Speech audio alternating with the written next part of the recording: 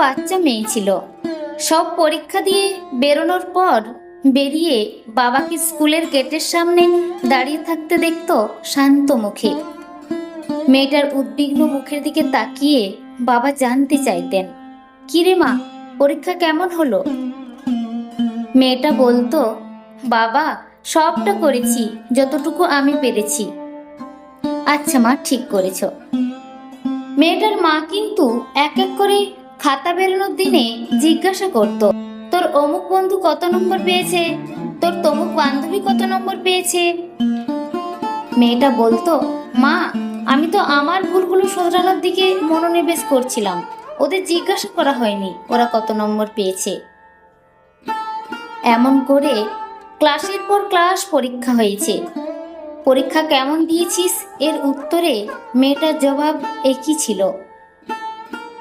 School জীবনের শেষ রেজাল্টের দিন ক্লাসের সেরা ছাত্রছাত্রীদের নাম অনুযায়ী ঘোষণা হচ্ছে একের পর এক।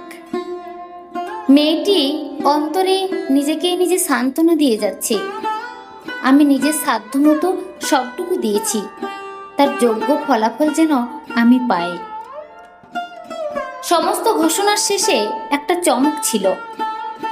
ফার্স্ট পজিশনের নাম ঘোষণা না করে স্কুলের প্রিন্সিপাল সেদিনের খবরের কাগজের পাতাটা খুলে সকলের সামনে মেলে ধরে দেখালেন সে বছরের রাজ্যের সেরা মেয়েটির ছবি।